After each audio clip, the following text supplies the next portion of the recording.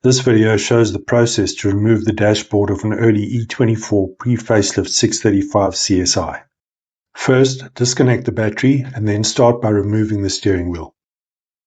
The badge can be pried out with a small screwdriver, and then the steering wheel can be pulled off after loosening the 22mm nut. Next, remove the driver's side underdash panel. There are 4 screws, 2 at the top of the panel under the dashboard, and then 2 further down at the bottom of the panel.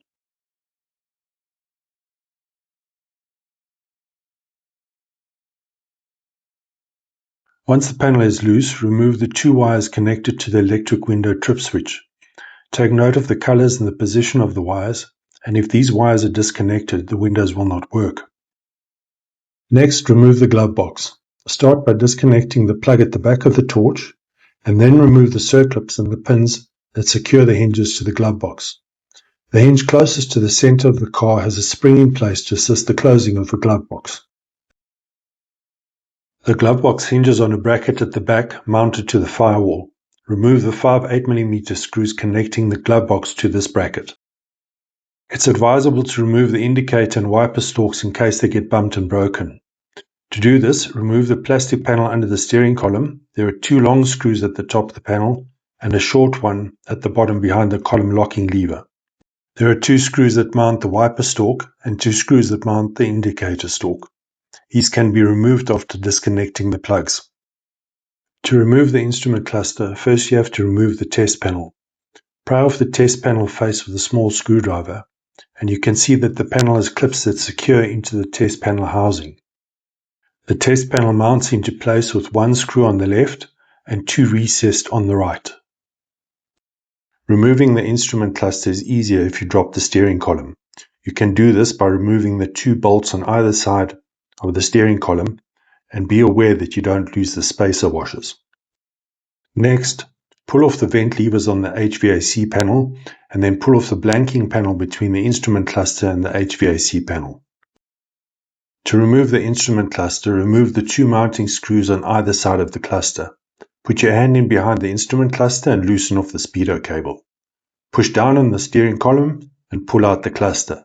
Then remove the light plug from the back of the cluster and the white multi-plug.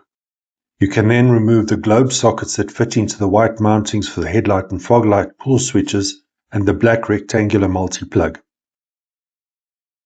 The headlight and fog light switches are removed from the cluster by unscrewing the knob and then unscrewing the chrome mounting nut with a small pair of long nose pliers or circlip pliers that fit into the slots on either side of the switch pin.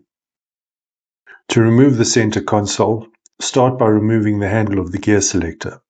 Remove the small screw at the back of the gear selector handle and then pull the handle up and out of the white plastic pin inside the gear lever. Then open the ashtray and pull it out of the panel. Gently pry off the center grille where the tabs are located. You will need to fashion some kind of a hook tool to pull the grille tabs out of the clips, and you can see where the 2 tabs at the top of the grille push into the clips on the bar under the radio, and the bottom tab into the clip at the bottom of the console.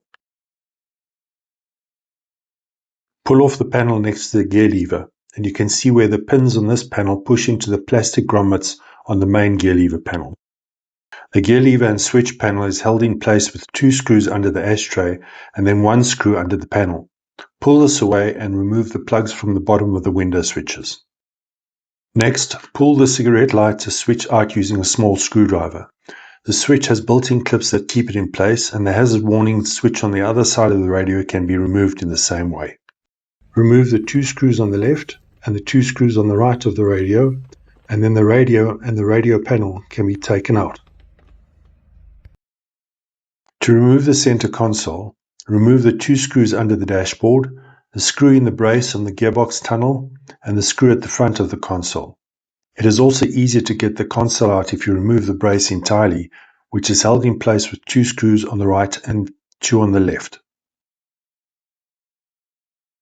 Then lift the center console at the front and pull it out over the handbrake. To remove the HVAC panel, you need to remove the screws on each of the white tubes that connect the HVAC panel to the heater box.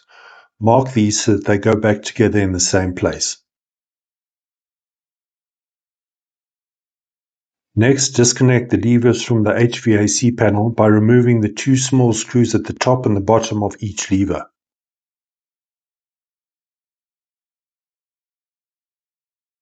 Remove the capillary tube and the bracket from the evaporator housing. Be very careful with this because the tube is filled with gas, and if you break the tube, the gas will disappear and the aircon won't work again. There are a number of plugs to remove to get the HVAC panel out. There is one plug that fits into the heater box, one which is difficult to separate under the dashboard on the cross member, a small black and green wire connector, and then a large black and white connector. Remove the two large screws on the left of the HVAC panel and then push the panel on the right from behind to unclip it from the lever housing. You can then remove the HVAC panel by pulling it away and gently feeding all the wires in the capillary tube through the slot. On the driver's side, disconnect the plug for the brown and blue wire for the instrument cluster lights.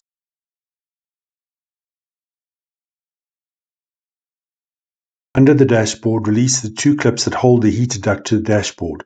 This is fiddly, and the one on the driver's side is easier to do. These clips are challenging to put back again when reassembling the dashboard. Remove the A-pillar covers by prying away the clip about 10 centimeters down from the sun visor and then pulling the cover up towards the sun visor. To loosen off the dashboard, loosen the two 6mm nuts, one on the left and one on the right with a 10mm socket. Remove the two screws with an 8mm socket on the black bracket above the glove box lock bracket. Remove the star-headed screws on either side of the black bracket. The dashboard can now be removed by lifting the front up and pulling it away. Refitting the dashboard is the reverse of this process.